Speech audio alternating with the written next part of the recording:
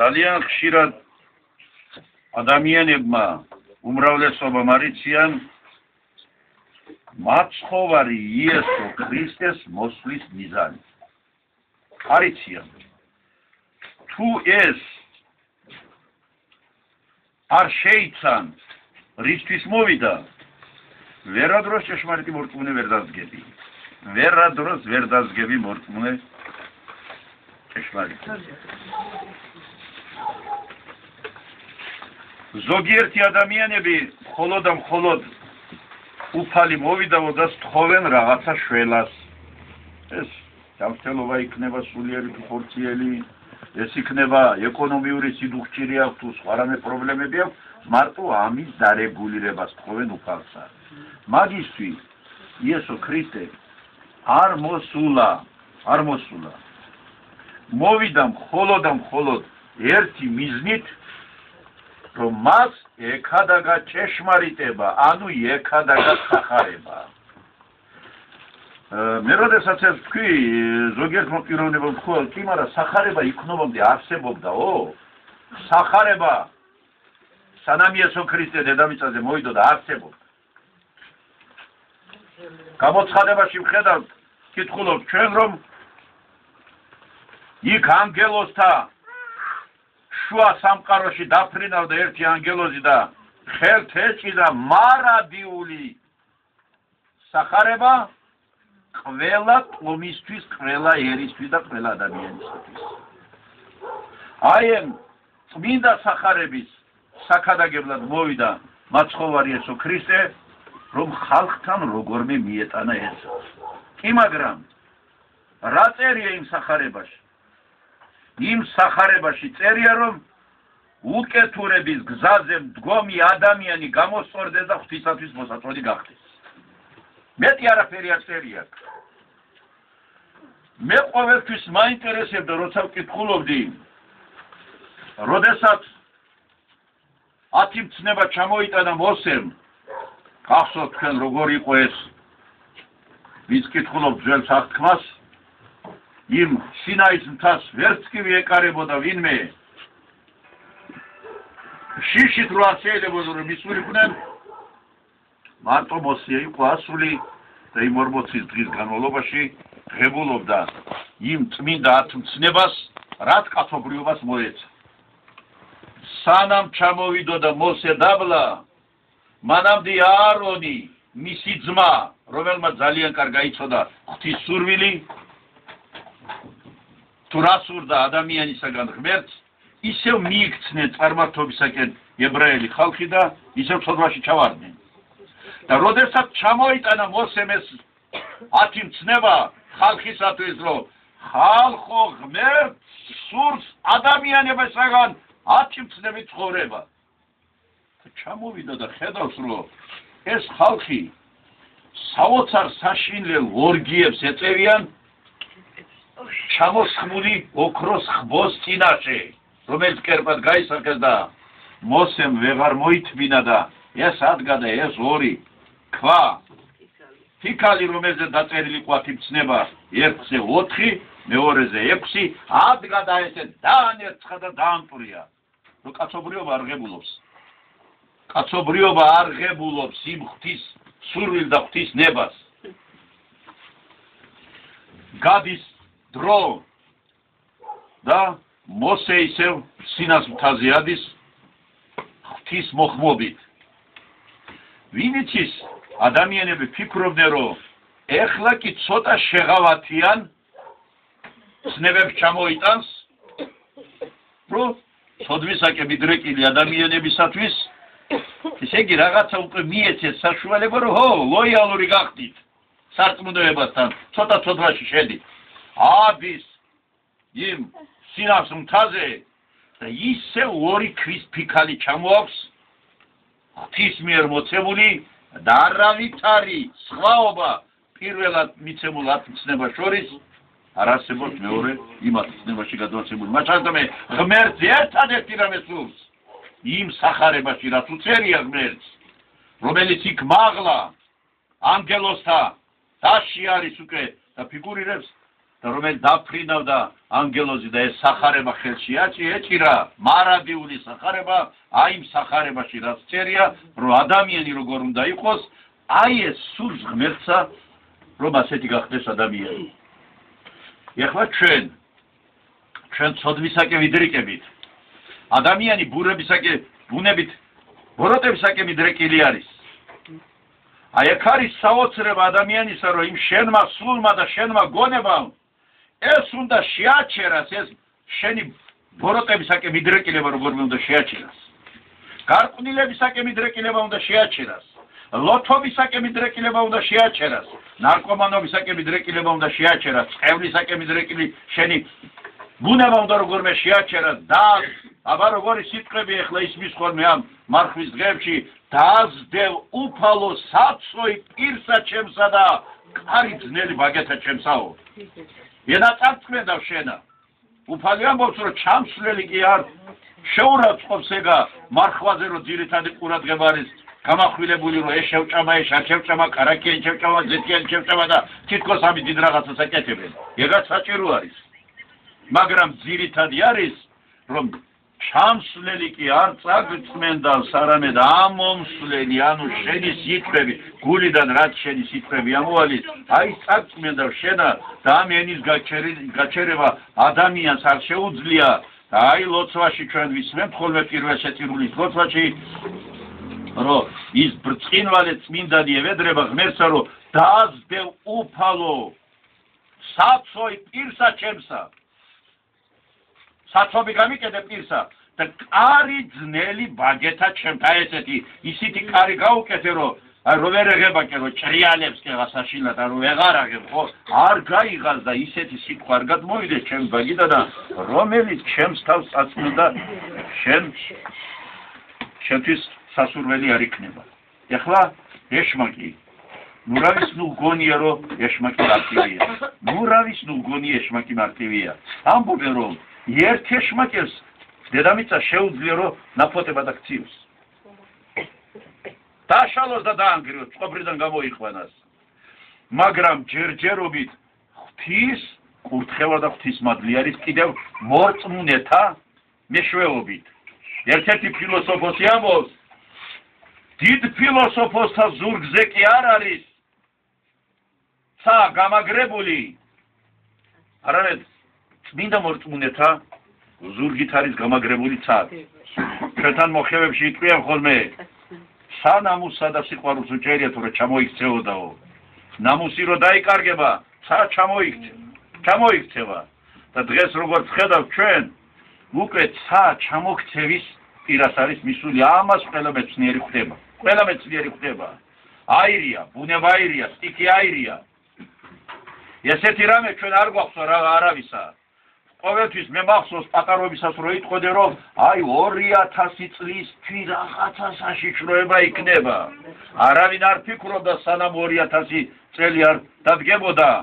შემდგომი წლები ახლა ზუსტი არ არის, პლუს მინუს შეიძლება გადასციო, გადმოსიო იქით-აქეთ წლები, ხო? არავინ არ ფიქრობდა, რომ ცხოვრება უარესი მოვიდოდა. არავინ არა, მე ვამბობ, სოფლიო მასშტაბითა, მარტო საქართველოს მასშტაბით არა.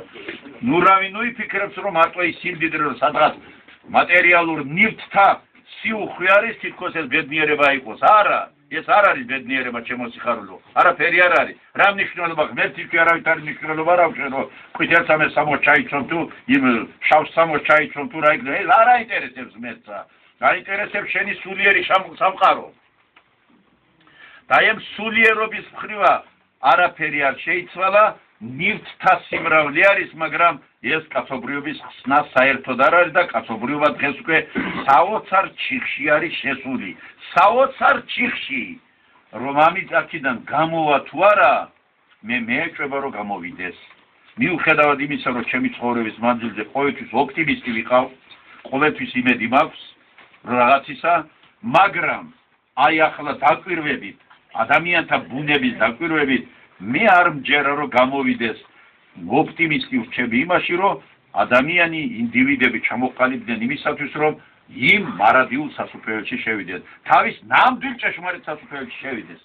ერთხელ ერთ-ერთი გერმანელი მორწმუნე, რომელსაც 11 შვილი ჰყავდა, 11 შვილი, ერთურზე მიყოლებული პატარა ბავშვები ყავდა და თავის მეუღლეზე ამბობს, რომ ვერ არის კარგაო, ცოტა ჯანმრთელობა იმ პერიოდში ავად იყო და მითხრა, რომ ისო რა ვქნავ ეხლა ჩემი მეუღლეო სახლში ითხოვსო და მეუთხარ სახლში მეთქი არ არის? არაო, სახლში სად არისო და ალბათ მეთქი მამის კერაში ითხოვს მეთქი წასვლა საის საიდანაც გამოთხოვილია.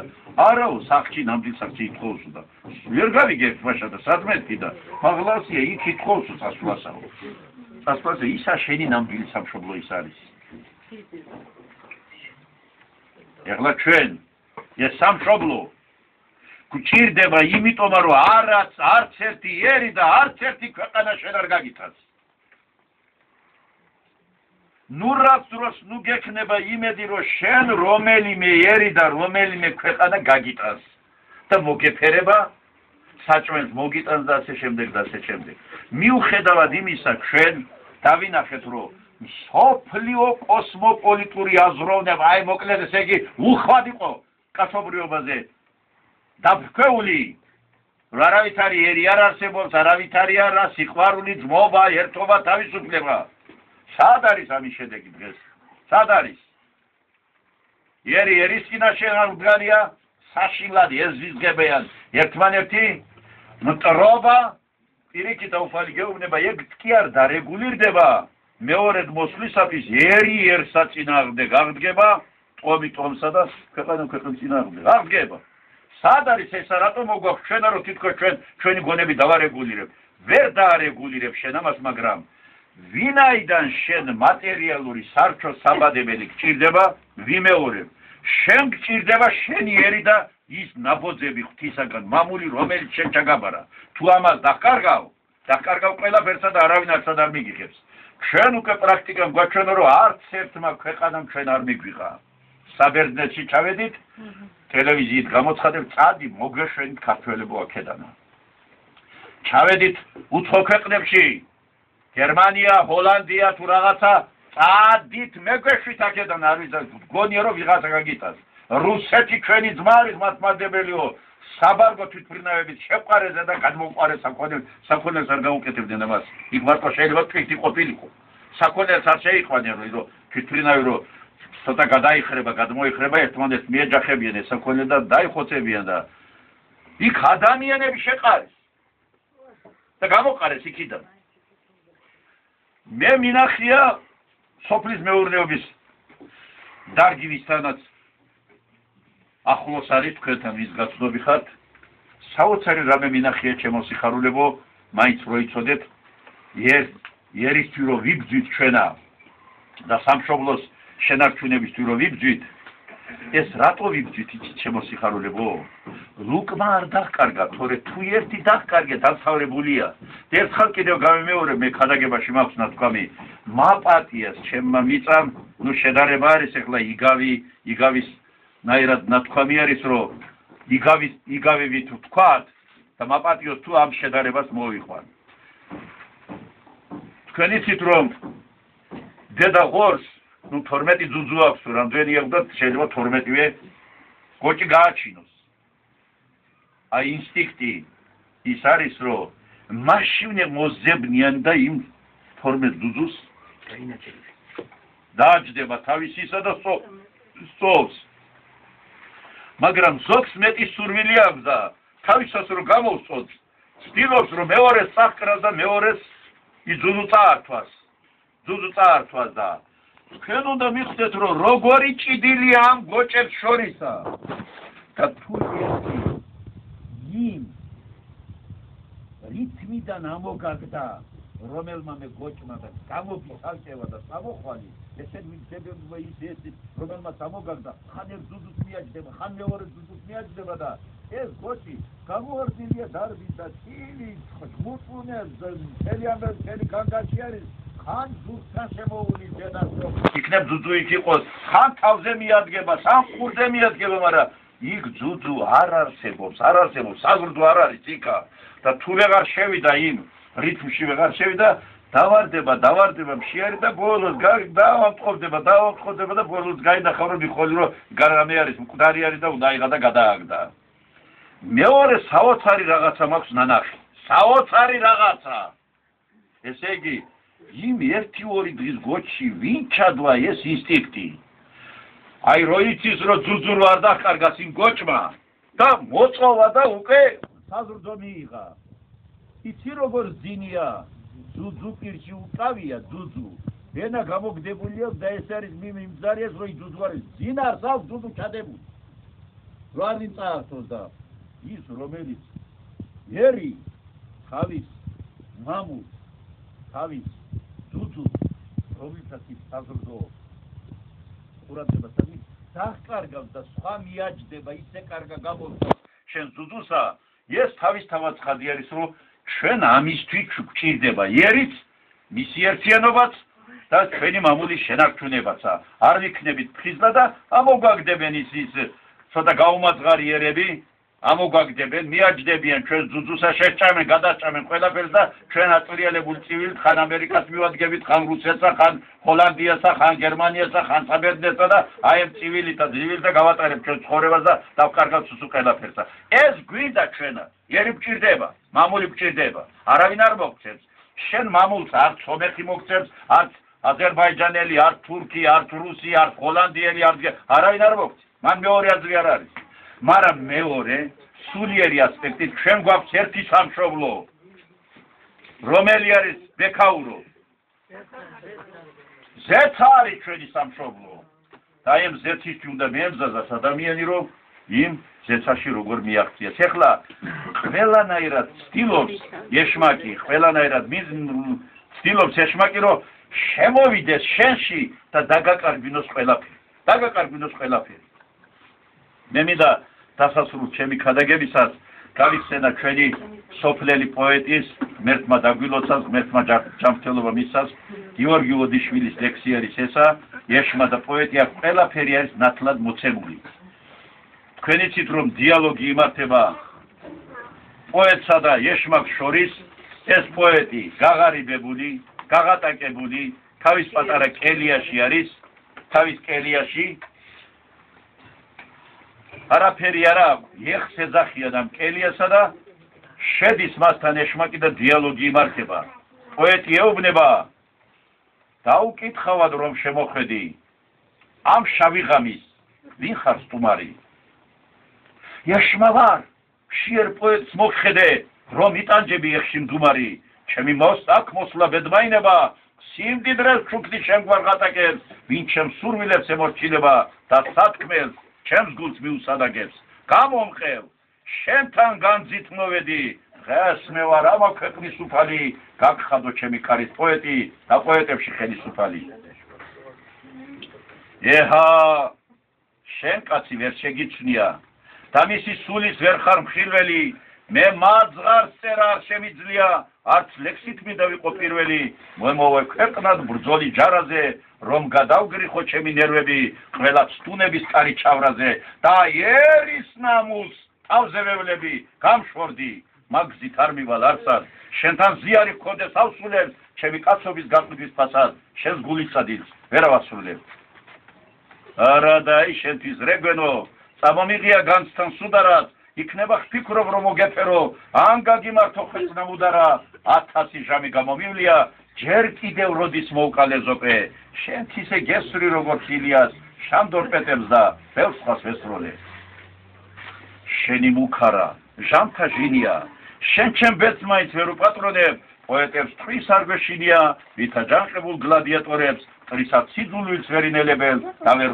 გუობენ ბედზე მოტირალს ხდებიან როგორც სპარტანელები სახშობილას და გილიოტინას აჰა მესროლი აქ ხარ ლაჩარო შენ ჩემი გვამი მოხკლა იქნება მაგრამ იცოდე რჩება საჯაროდ სული რომელიც ბრძოლით იქნებ სულიერობისთვის მსხვერპლი არის საჭირო და ერის თვიკი სიფხიზლე და გარდა არის საჭირო ღმერთმა დაგლოცად ბედნიერად გაგატარებინას ეს მარხვის დღეები და ღმერთმა ეს სამშობლო შეგვანარჩუნებინას ეს არის შენი საარსებო წყარო დაკარგავ აწვრიანებული იქნები ხიზლად სიფხიზლე გვინდა ქალსად კაცსად დიდსად პატარასად მუცელში რა ჩაგესახებათ იქვე უნდა ეუბნებოდეთ ნანაში რომ სამშობლოს გართმენ და გამოფხიზდი შვილო აქედან რომ დაიბადები იცოდე სამშობლო შეინარჩუნე ეგ ვიცი მაგრამ იცოდეთ რომ ჩვენი სამშობლო მაინც იქ ზეციერი სამშობლო არის მერქმა და